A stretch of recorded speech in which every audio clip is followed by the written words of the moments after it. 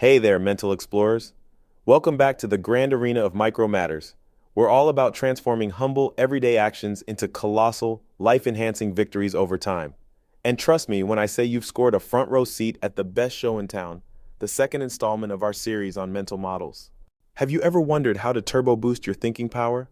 How to master the art of decision making?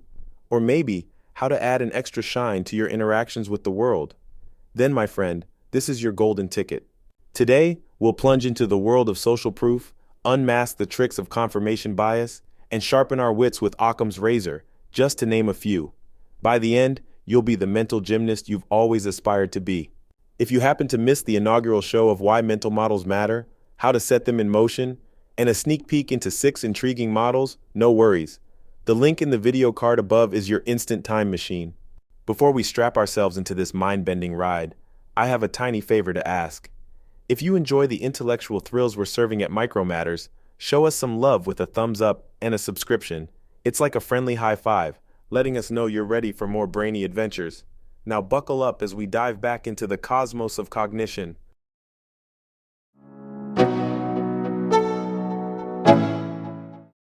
Let's begin with something that's been wired into us since the days we grunted more than we spoke. Picture our ancestors huddled together for safety, choosing caves by consensus, and hunting mammoths in groups. Something in our DNA urges us to look to the crowd for guidance. This instinct forms the foundation of our first mental model, safety in numbers, or if you're feeling fancy, social proof. This concept was propelled into the limelight by psychologist Robert Cialdini in his page-turner, Influence, The Psychology of Persuasion. Here's an interesting study in his book, The Wallet Experiment. Columbia University psychologists turned New York City into a lab as they planted wallets around Midtown Manhattan. Not just any wallets, mind you. They were primed with cash, a check, and a backstory. The narrative was a heartwarming letter from a good Samaritan who found the wallet but lost it before mailing it back. The twist? The letters within the wallets were either written in standard English by our Samaritan, sounding like a typical American, or in noticeably broken English, suggesting a foreigner. A social litmus test was on. Would the city that never sleeps return the wallets more if the first finders seemed like one of their own? Well, only 33% of the wallets saw their homecoming when penned by a foreigner, and a whopping 70% made it back when the Good Samaritan's English was as American as apple pie. It's social proof with a side of subconscious bias, proving we're not just part of a herd, but a herd that favors its own. Let's look at a more delicious domain. Ever find yourself gravitating towards the restaurant buzzing with happy customers, while giving a cold shoulder to the eerily quiet one across the street? Or the one with glowing 5-star ratings over its unrated counterpart? That's not gourmet instinct, folks. It's the social proof dance, proving we're all more alike than we think. So, how can we put this mental model to good use so we don't look like lemmings? Swim against the current. Just for kicks, try going against the grain occasionally. If everyone's raving about a movie, find a reason to critique it. If a book is universally hated, dig deep to find something of value. This exercise isn't about being contrarian for the sake of it, but about training your mind to think independently. Why? Because just as this social proof binds us and creates a cohesive sense of cooperation and culture, this instinct can also lead us into the realm of collective foolishness.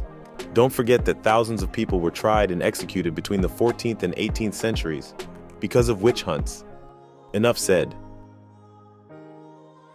Just when you thought we were done with the funny quirks of our human psyche, we're diving deeper.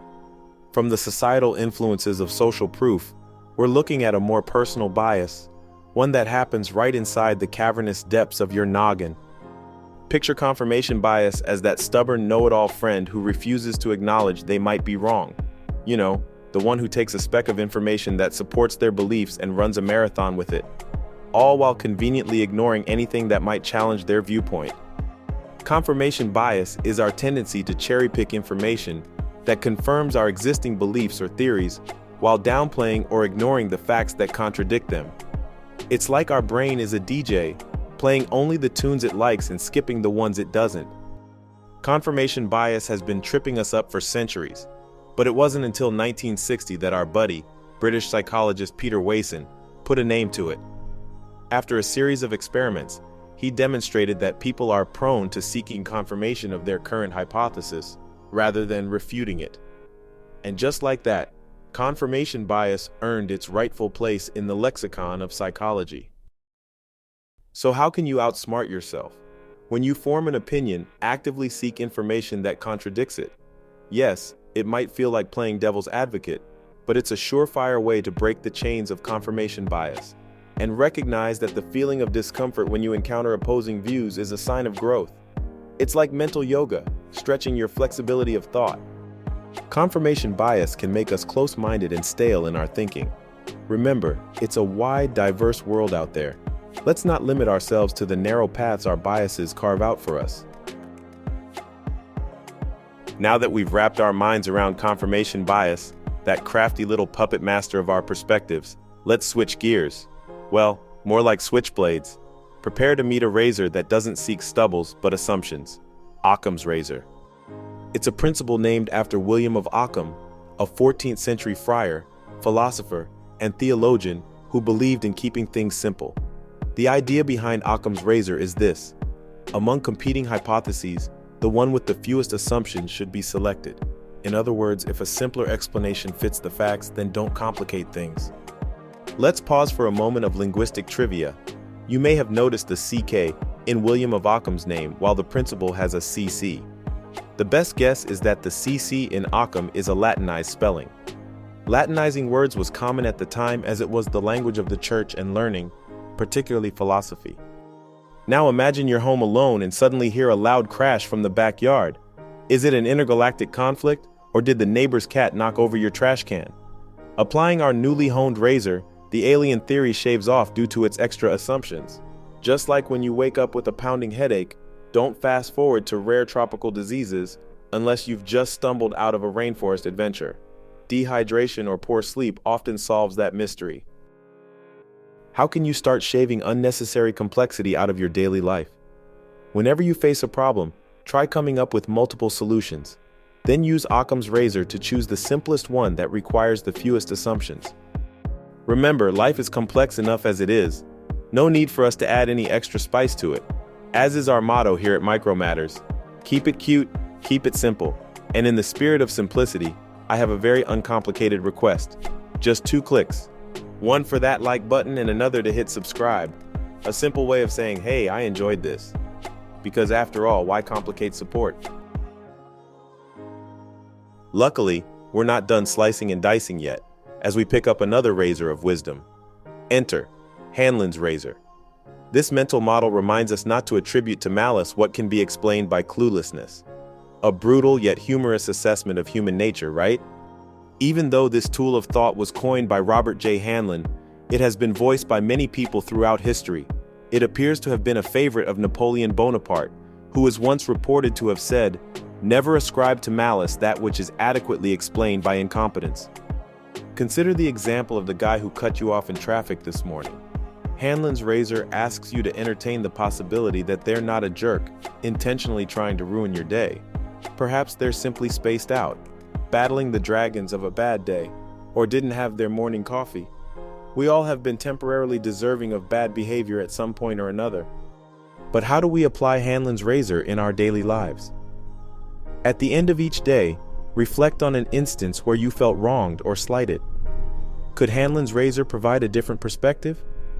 If you find yourself only looking for evidence that someone acted out of malice, remember that you might be falling prey to confirmation bias.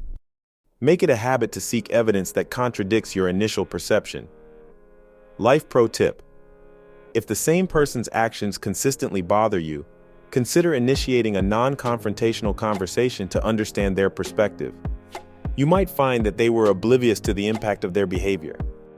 The goal here is not to let people off the hook for bad behavior, but to prevent ourselves from unnecessary stress and negativity.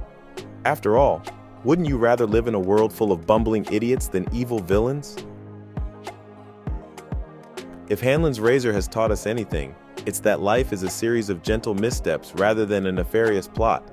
But what about the steps we didn't take, the road less traveled, the choices we bypassed in the journey of life? Well, those are the opportunity costs.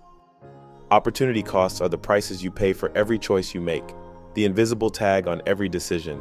Imagine this: it's late at night, and you're caught in the hypnotic dance of one more episode. As your sleep schedule cries in a corner, you've made an executive decision. The opportunity costs of your late-night binge watch? Sweet dreams and a rested morning. Here are some nifty habits that will have you juggling opportunity costs like a pro. Number 1, keep an opportunity ledger. Write down meaningful choices and their potential opportunity costs. It's like a diary, but instead of teenage angst, you have decision-making insights. Number 2, pros versus cons. It's an oldie but a goodie. Create a pros and cons list before embarking on a decision spree. Number 3, embrace the 10-10-10 rule. Imagine your future self in 10 minutes, then in 10 months, and finally, in 10 years. What would they think of your decision? This bit of time travel can shed light on long-term opportunity costs. Each of these mental models offers small shifts in how we think, but as we love to say here at Micro Matters, small actions create tidal waves of change over time. So go ahead and make the most of these cognitive power tools, thought by thought. We've created downloadable illustrations of everything we covered today as handy references. That's camping out in the description box below, because who wouldn't love a free cheat sheet for life, am I right? Life is complicated enough without us adding our own layers of assumptions, biases, and misunderstandings. Continue to question, to challenge, and to seek. Until our next mental model quest, peace.